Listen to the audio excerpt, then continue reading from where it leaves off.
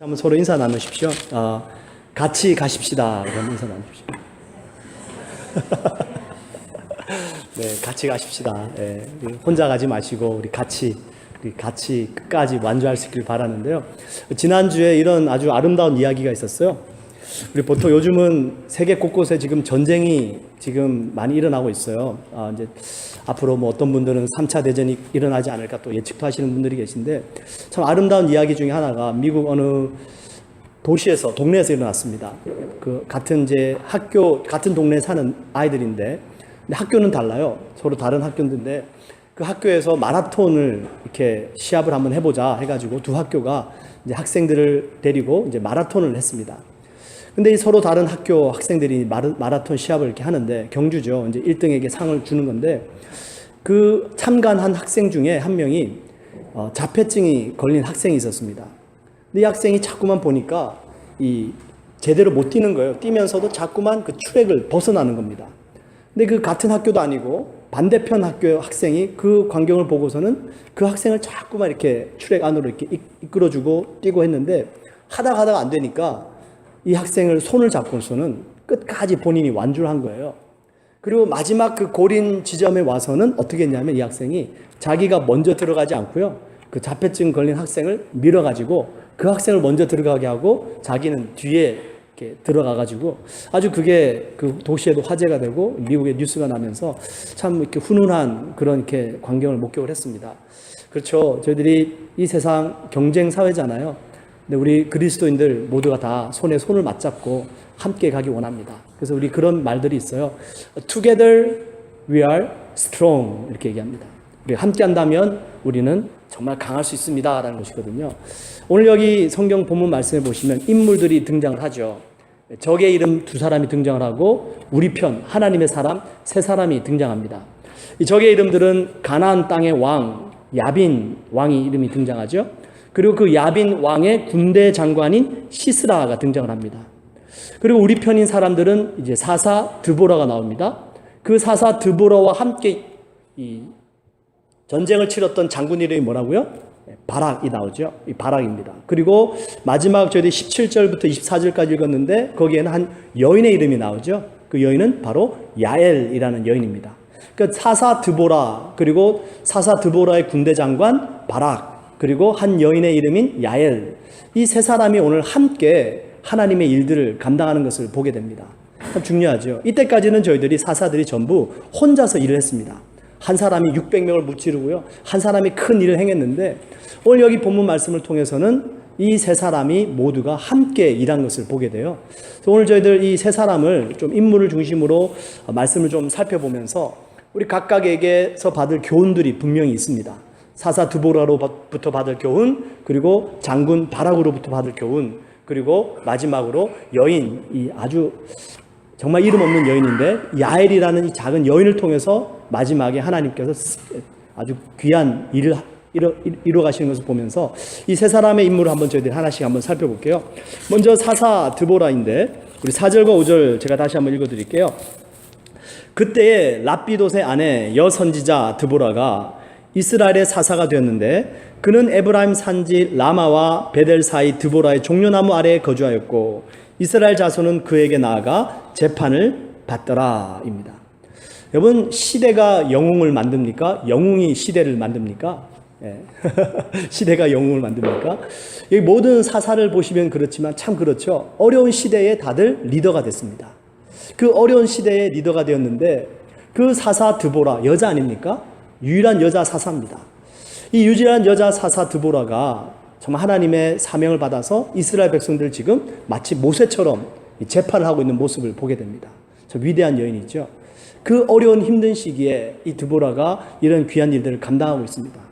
여기 지금 사사 드보라에게서 나타나고 있는 리더십이 두 가지 제가 말씀을 드리고 싶은데, 첫 번째가 뭐냐면 이 성실함이에요. 부지런함입니다. 물론 이 사사 드보라에게 아주 귀한 여러 가지 재능도 있었을 것이고 아주 지혜도 넘쳐났을 것이고 뭐 그랬을 겁니다. 그러니까 하나님께서 쓰셔서 많은 사람들을 재판하고 많은 사람 다스리는 위치까지 올라갈 수 있었겠죠. 근데 여러분, 리더의 덕목 중에 제일 중요한 덕목이 뭔지 아십니까? 로마서 12장에 보시면 성령이 임하십니다. 그리고 그 성령의 임하심을 따라 사람들에게 열매가 맺혀지고 또 하나님께서 성령을 따라 은사를 주시는데요. 그 성령의 은사 중에 리더십의 은사가 있습니다. 성령이 충만하게 받았어요. 그 막 지혜가 넘치고 능력이 넘치고 막 큰 일을 행할 것 같은데 로마서 12장에 보시면 그 리더십의 은사를 이렇게 표현합니다. 로마서 12장 8절에 혹 권위하는 자면 권위하는 일로, 구제하는 자는 성실함으로, 다스리는 자는 부지런함으로, 이렇게 되어 있습니다. 성령이 임하시면 하나님께서 주시는 리더십의 은사가 생기는데 그 리더십의 은사가 어떻게 나타난다고요? 부지런함으로 나타난다. 성실함으로 나타난다는 것입니다. 우리는 리더하게 되면 많은 능력을 생각합니다. 지혜도 있어야 될 것이고 힘도 좋아야 될 것이고 그리고 엄청나게 똑똑해야 될 것이고, 근데 여기 성경은 성령을 받은 하나님의 사람, 그 리더는 부지런하다 말씀합니다. 오늘 여기 사사 드보라에게 나타나는 바로 그 모습입니다. 이 사사 드보라는 하나님께서 맡겨주신 사명을 감당하고 하나님의 백성을 다스리는 데 있어서 조금 더 게으르지 않고 자기의 직무를 벗어나지 않고 바로 그 자리에서 하나님의 사람들을 다스렸다라는 것이거든요. 여러분, 이 부지런함이라는 것은 영어로 diligent죠. 또 다른 표현이 있는데 haste라는 표현입니다. 여러분, 여기 런던 시내 운전해서 다녀보시면 아시지만 가끔 그런 간판들 보실 겁니다. hasty market. 저희 집 앞에도 있어요. hasty 무슨 뜻일까요? 신속한이라는 뜻입니다. 또 다른 의미로 부지런함이라는 뜻이에요. 우리 한국 분들이 이 캐나다 땅에 또 세계 곡지에 가서 여러 곳에 가서 우리 가지고 있는 게 뭡니까? 성실함이잖아요. 부지런함이잖아요. 정말 언어도 안 통합니다. 할 수 있는 재능도 없습니다. 근데 부지런하니까 이 땅에서 개척하고 우리 자녀들을 기르는 것을 보게 됩니다. 얼마나 많은 이민자들이 힘들게 어렵게 살아가고 있습니까? 근데 그렇게 힘들고 어렵지만 살아낼 수 있는 이유가 뭡니까? 부지런함 때문입니다. 우리 자녀들은 우리 이민 1세 부모님들을 정말로 존중하고요, 본받아야 됩니다.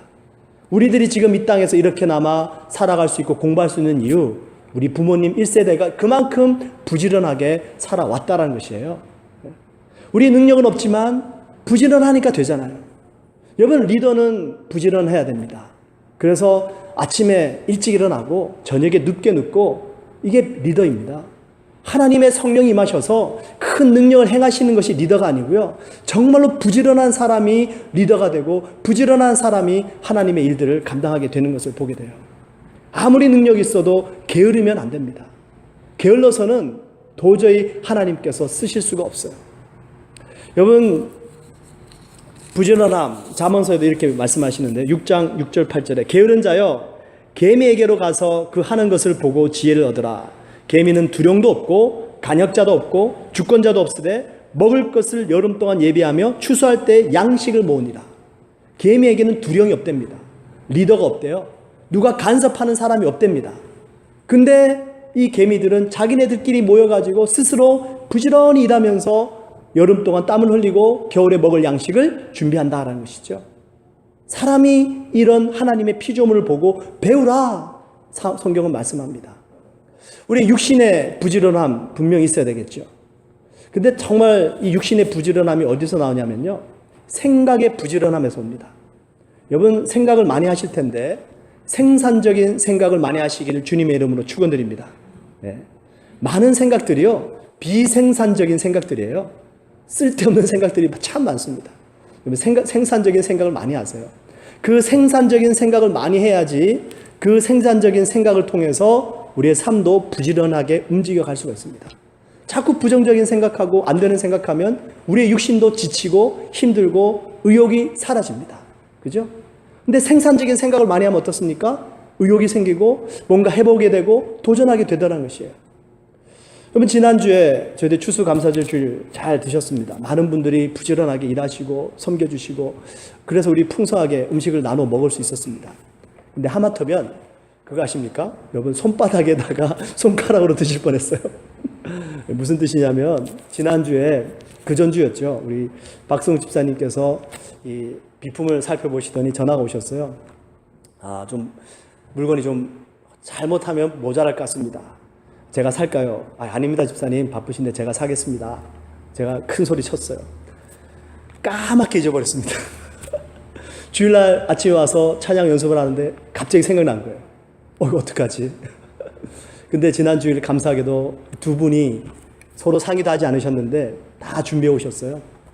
그래가지고 저희들이 다행히도 접시하고 젓가락 쓰고 먹을 수가 있었습니다.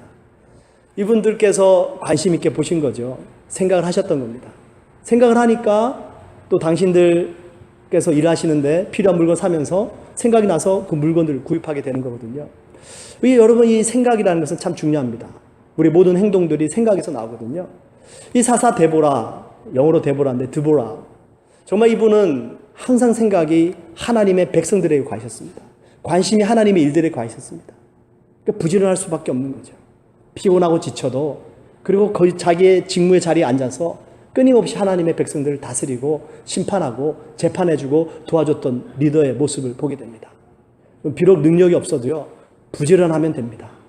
정말로 부지런하면 하나님의 성령께서 그 사람을 통해서 여러 가지 일들을 해 가시더라라는 것입니다. 어찌해서든지 생산적인 생각을 하시고요, 그 생산적인 생각을 통해서 부지런한 삶을 통해서 여러분 하나님의 일들, 또 내 삶을 온전히 감당하실 수 있기를 주님의 이름으로 축원드립니다. 그 다음에 두 번째, 이 드보라에서 볼 수 있는 것은 참 귀한 드보라의 리더십인데요, 6절과 7절에 이렇게 기록합니다. 뭐라고 얘기하냐면, 드보라가 사람을 보내어 아비노함의 아들 바락을 납달리 게데스에게 불러다가 그에게 이르되, 이스라엘 하나님 여호와께서 이같이 명령하지 아니하셨느냐? 너는 납달리 자손과 스불론 자손 10,000명을 거느리고 다볼산으로 가라. 내가 야빈의 군대 장관 시스라와 그의 병거들과 그의 무리를 기손강으로 이끌어 내게 이르게 하고 그를 내 손에 넘겨주리라 하셨느니라. 지금 이 데보라 같은 경우는 하나님의 뜻을 받은 사람이에요. 리더죠. 비전을 제시합니다. 그리고 사람을 세워요. 자기가 직접 나서는 것이 아니라 바락이라는 장군에게 하나님께서 이런 말씀하셨다. 너는 가서 군대를 모으고 싸울 준비를 하라. 명령했습니다. 여러분이 군대 장관 바락이라면 어떻게 하겠습니까? 당연히 순종하겠죠. 하나님 말씀이 임했으니까. 그리고 그 뜻을 받들어 나갔을 텐데 바락이 뭐라고 얘기를 하죠?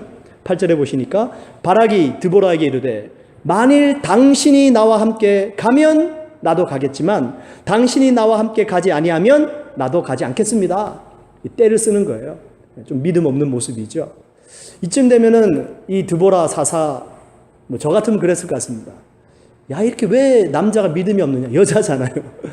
야, 넌 남자가 아니냐? 왜 이렇게 믿음이 없느냐? 가라면 갈 것이지, 말이 많다. 이렇게 했을 것 같은데, 이 사사 드보라가 이 바락에게 뭐라고 하냐면 9절을 보십시오.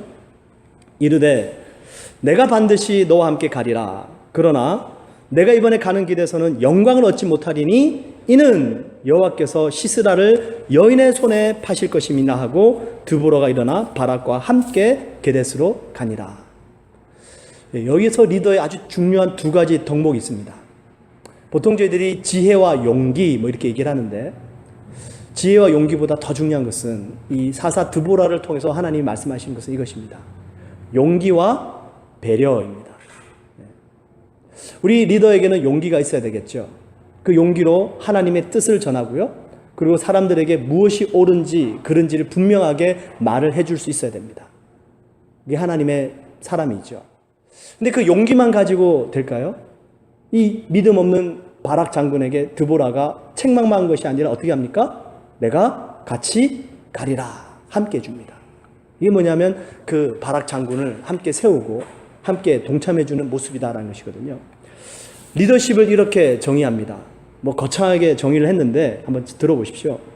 자신과 타인의 잠재력과 가능성을 극대화하여 비전을 성취하게 하는 신뢰의 영향력이다.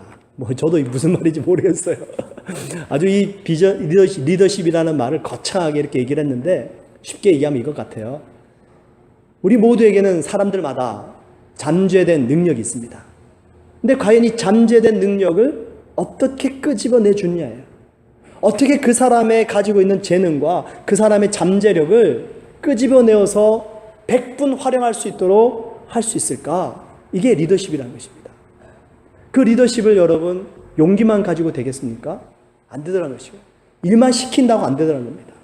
시켜서만 되는 것이 아니고 어떻게 될까요? 함께 동참해야 된다는 것이에요. 함께 동참하면서 배려하면서 그리고 같이 가야 된다는 것입니다. 이게 지금 드보라가 보여주는 리더십이거든요. 우리 자녀들에게도 그렇게 안 하잖아요. 부모님들이 이거 하라 저거 하라 함께 동참하는 모습이에요. 만약에 이러면 어떨까요? 용기는 있는데 배려가 없어요. 뭔가 일을 많이 지시합니다. 그죠? 그리고 옳고 그른 것을 잘 얘기해요. 용기 있죠? 하나님의 뜻을 온전히 얘기해 줍니다. 근데 동참은 하지 않습니다. 배려는 없어요. 어떻게 무슨 일이 벌어질까요? 사람들이 떠나가는 겁니다. 분리가 일어나기 시작해요. 이 사건이 언제 나타나냐면 솔로몬 왕 후에 일어납니다. 이 솔로몬의 아들 르호보암 때 이야기입니다. 이제 르호보암이 왕이 됐어요.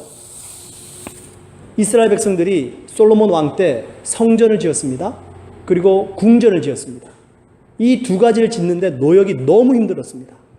그래서 이제 솔로몬이 죽고 난 다음에 그 다음 왕인 르호보암이 왕이 되니까 이 이스라엘 백성들이 탄원한 거예요. 르호보암 왕이요, 우리가 당신의 아버지 왕 때 노역으로 너무 수고했습니다. 너무 힘들었습니다. 이제 성전도 지어졌고 궁전도 완공되었으니까 이제 우리에게 노역을 좀 쉬게 해주세요. 르호보암이 그 백성들에게 이렇게 대답합니다. 나의 새끼손가락이 나의 부친의 허리보다 굵으니 나는 너희의 멍에를 더욱 무겁게 하리라. 용기는 있었어요. 뭔가 리더로서 큰일 한번 해보려고 포부는 있었던 것 같아요. 배려가 없었습니다. 어떻게 됐을까요? 백성들이 반기를 들고 일어나면서 바로 그때부터 이스라엘이 남과 북으로 쫙 쪼개집니다. 바로 그 사건입니다. 용기는 있었는데 배려가 없으니까 사람들이 떠나버린 거죠. 반대로요. 용기는 없는데 배려만 있어요. 하나님의 뜻인데 이걸 말해야 되는데 시켜야 되는데 사람을 세워야 되는데 말은 못합니다. 그냥 배려만 해줍니다. 이렇게 되면 어떻게 될까요? 하나님으로부터 버림을 받게 됩니다. 이 사건이 무슨 사건이냐면 바로 엘리 제사장의 사건입니다. 엘리에게 두 아들이 있었습니다. 홈니와 비나스입니다. 이들은 제사장임에도 불구하고요, 정말로 망나니 짓을 많이 했습니다. 백성들이 제물을 가지고 제사를 드리기 위해서 하나님께 나오면 이 홈니와 비나스는 그 제물을 가지고요, 하나님께 드리기도 전에 자기들이 먼저 좋은 것을 취했습니다. 그리고 간음하고요. 이 엘리 제사장이 그 얘기를 들었습니다. 근데 제대로 훈계하지 않았어요. 그냥 좋은 말로 너희들 그러면 안 된다 그러고 말았습니다. 홈니와 비나스가 정신 못 차리고 계속해서 나쁜 짓을 합니다. 결국 전쟁에 나가서 하나님의 법궤도 빼앗기고 전쟁에서 이 두 홈니와 비나스는 죽게 됩니다. 이 두 아들이 죽었다는 소식을 듣고 이 엘리 제사장이 의자에 앉아있다가 떨어져가지고 또 그 자리에서 목이 부러져 죽어버리게 됩니다.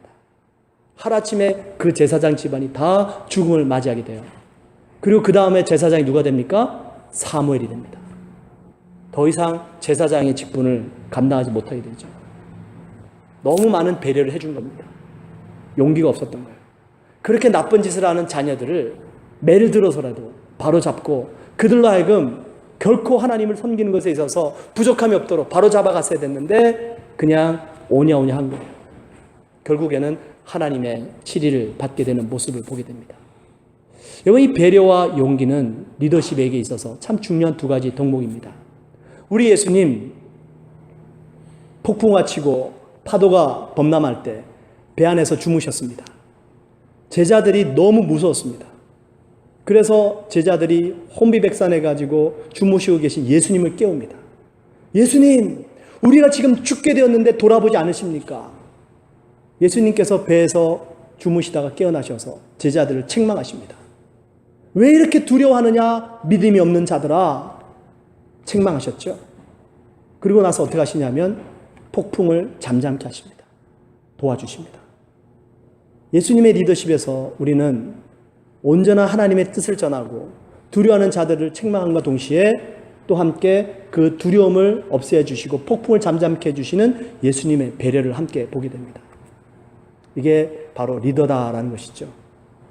이 용기와 배려, 이 두 가지가 드보라에게서 배운 아주 중요한 덕목입니다. 이 두 가지가 없이는 우리는 하나님으로부터 버림을 받든지 아니면 사람들과의 관계가 서운해지든지 이런 일들이 벌어집니다.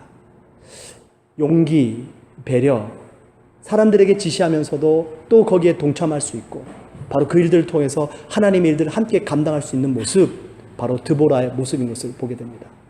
그다음에 두 번째 바락이 있는데요. 이 바락의 모습 잠깐 부저들이 살펴봤지만 참 믿음이 없는 사람처럼 보입니다.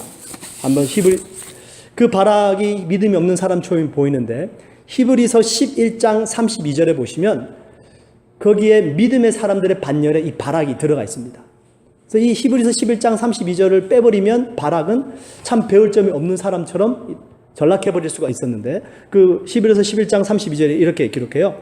내가 무슨 말을 더하리요? 기드온, 바락, 삼손, 입다, 다윗 및 사무엘과 선지자들의 일을 말하려면 내게 시간이 부족하리로다. 이 히브리서 성경이 이 바락을 믿음의 사람으로 기록해 놓고 있다는 것입니다. 그러니 저희들은 조금은 이 바락이 드보라 사사여, 당신이 나와 함께 가지 않으면 난 못 가겠습니다. 이 말만 가지고 함부로 판단할 수가 없더라는 것입니다.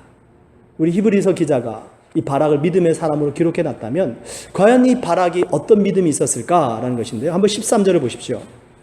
13절에 시스라가 모든 병거 곧 철병거 900대와 자기와 함께 있는 모든 백성을 하루 셋 학고임에서부터 기손강으로 모은지라.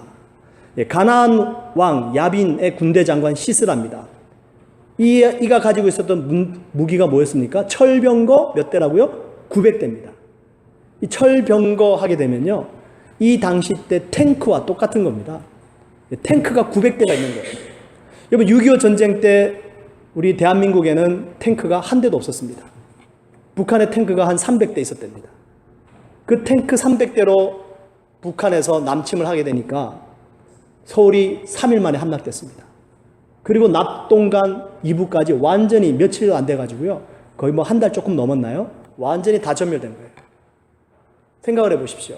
지난번에도 말씀을 드린 이스라엘에게는 아직 철기가 제대로 쓰지 못하는 시대였습니다.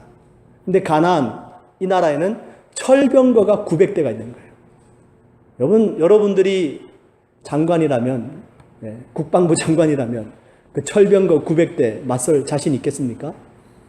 근데 여기 지금 바락은 그래도 데보라 사사가 바락아, 하나님께서 말씀하셨다. 너는 사람을 모으고 그들과 싸울 준비를 하라. 이 바락은 그럼에도 불구하고요, 이 철병거 900대를 맞설 마음의 준비를 하고 담대함이 있었다라는 것이죠.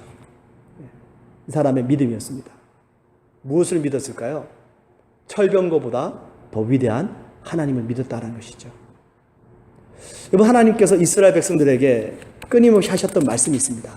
너희는 애굽의 말과 애굽의 병거를 의지하지 말라 말씀하십니다. 그 애굽의 병거를 의지하면 너희가 망하게 되리라 말씀하십니다. 근데 이스라엘 백성들은 끊임없이 눈에 보여지는 힘, 능력 이런 것들을 자꾸만 의지했습니다. 결국 하나님께서 치리하시게 되잖아요. 여기 지금 가나안 왕이 이스라엘 백성 20년 동안 다스렸습니다. 왜요? 철병거 때문에. 무서워서 덤벼들지 못했습니다. 20년 동안 철병거 900대 눌려가지고 반항 한번 못하다가 이 바락 장군이 드디어 믿음을 가지고 일어섰다는 것입니다. 대단한 믿음이에요. 20년 동안 아무도 감히 대적 못했는데 이 바락은 그 철병거 900대를 맞서기 위해서 일어났다는 것입니다. 여러분, 우리에게 있는 믿음이 무엇입니까? 나에게 능력, 나에게 있는 경험, 나에게 있는 지식, 과연 정말로 우리가 하나님을 믿고 있는가? 과연 내 눈앞에 철병거 900대가 들이닥친다면 과연 내가 하나님의 말씀에 순종할 수 있을 것인가? 삼국지에 보시면 아주 재미난 이야기가 있는데요. 제갈공명 아시죠? 아주 대단한 지략가입니다. 근데 이 제갈공명 지략가, 이 사람도 참 결국에는 패하게 되는데 누구 때문에 패하게 되냐면 사마의 때문에 패합니다. 이 제갈량이 한 번은 이제 유비도 죽었어요. 다 죽은 다음에 이 제갈량이 촉을 다스리게 되면서 북벌 정책을 펼칩니다. 그러면서 가정이라는 한 동네를 점령을 하면서 그 가정이라는 아주 중요한 요충지인데 그 요충지에 이 마속이라는 장수를 맡겨둡니다. 마속, 이 가정을 잘 지켜라. 아마 사마이가 이 가정을 노리고 공격할 수가 있다. 너는 이곳을 꼭 지키고 그들로부터 지켜내야 되니까 승리해야 된다. 그리고 신신당부하고 제갈량은 또 다른 작전을 위해서 떠나게 됩니다. 이 마속이라는 자는 병법에 능한 자였어요. 그래서 이 가정이라는 곳에 도착을 해서 보니까 이제 산이 이렇게 있습니다. 병법에 의하면 높은 고지를 점령해야 되거든요. 그래서 이 마속은 당연히 병법에 그렇게 얘기했으니까, 병법에 능통한 자니까 고지를 향해서 올라가서 고지를 점령하고 기다리고 있었습니다. 근데 주위에 다른 병사들과 부하들이 자꾸 충고를 했어요. 우리 여기 있으면 안 될 것 같아요. 왜냐하면 저기 바로 아랫 동네에 우물물이 있습니다. 우리가 여기서 고지를 점령하고 있더라도 혹시라도 저 물을 빼앗기면 우리가 고립되지 않겠습니까? 이 밑에 있는 부하들의 말을 무시합니다. 나는 병법가야. 내가 얼마나 병법에 능통한데 감히 너희들이 나에게 충고하느냐. 마속은 듣지 않습니다. 사마이가 가정에 도착해서 보니까 이 마속이 저기 높은 고지에 진을 치고 있거든요. 우물은 저기 동네에 있습니다. 사마이가 대번에 우물을 차지하기 시작합니다. 그리고 그 교차로를 끊어버려요. 그리고는 전쟁 치르지 않고 그냥 기다립니다. 그 산꼭대기에 있던 마속과 군병들이 어떻게 될까요? 목에 마르니까 어쩔 수 없이 철수하게 됩니다. 그리고 산에서 내려와요. 그리고 다시 제갈량으로 귀화합니다. 가정이라는 동네를 빼앗기게 됩니다. 그 후부터 이 제갈량의 북벌 정책은 엄청난 위험을 맞이하게 돼요. 결국 이 마속은 군법에 의해서 제갈량이 눈물을 머금고 처형하게 됩니다.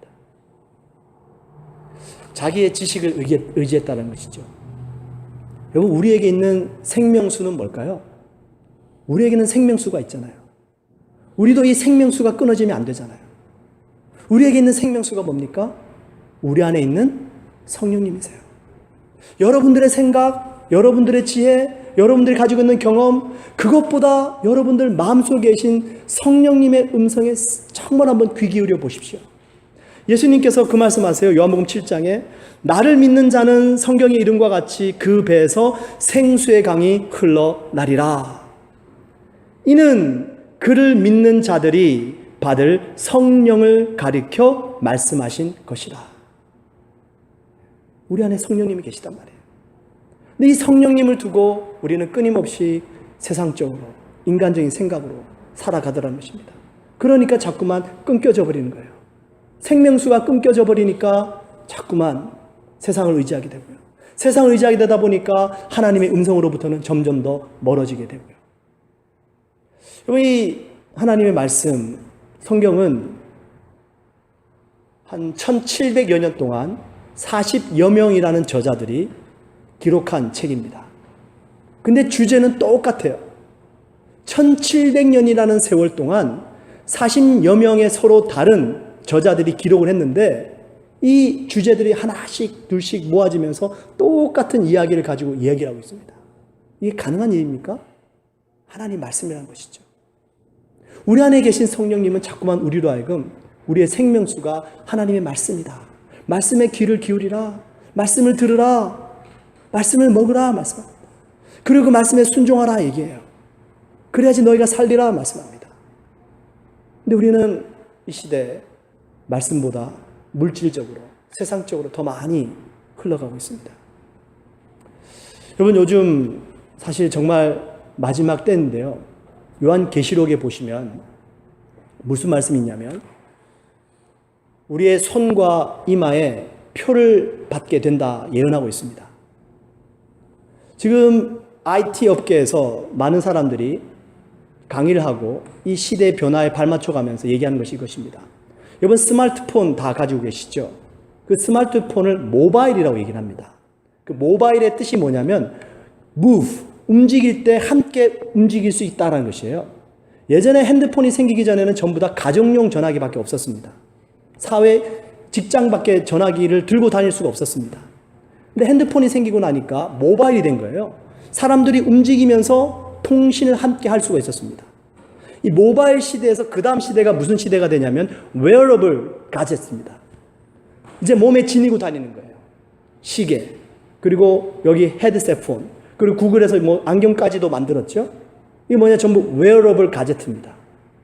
이제는 내가 핸드폰 같은 거 잊어버릴 수가 있잖아요. 근데 몸에 입고 wearable, 몸에 지니고 다니게 되면 잊어버릴 염려도 없게 되는 거예요. 그걸 wearable 가젯이라고 얘기를 합니다. 근데 그 다음 시대가 뭔지 아십니까?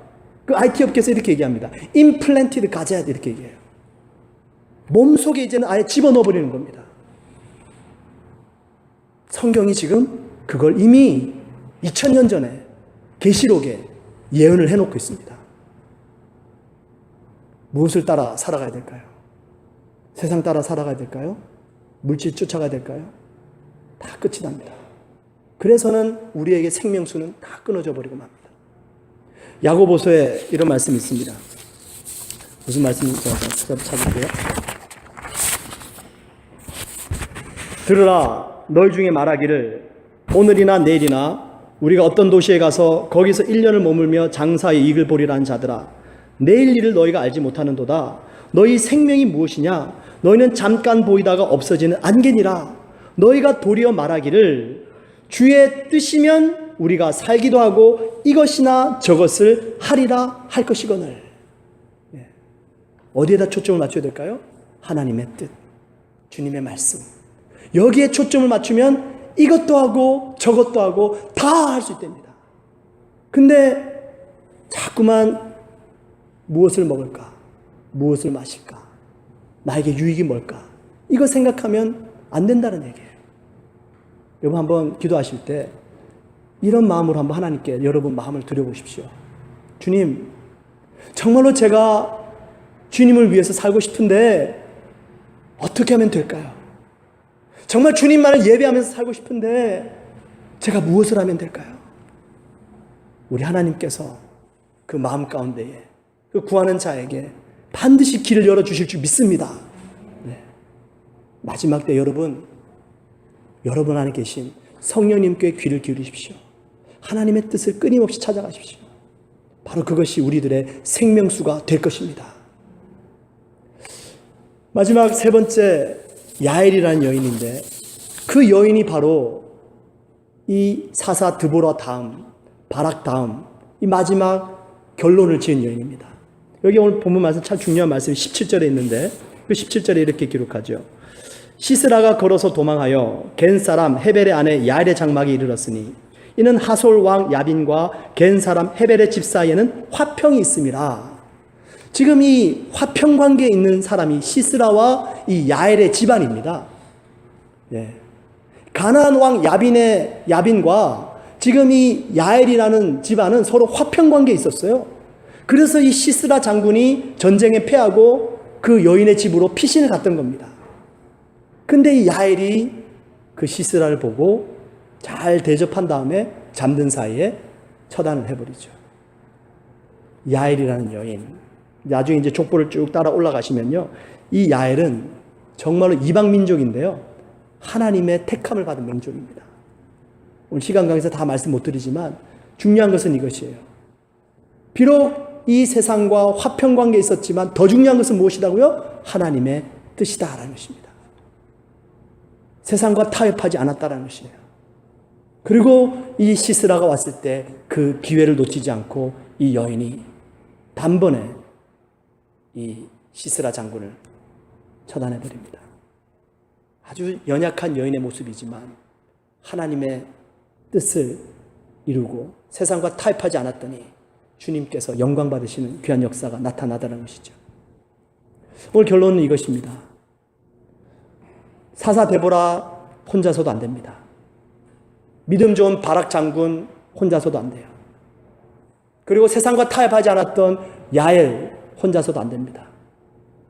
데보라와 바락과 야엘이 함께 하나님의 일을 감당했더니 이 모든 일들이 이루어지고 결국에는 가나안 왕을 몰아내고 이스라엘에 다시 화평이 찾아왔다. 성경은 말씀합니다.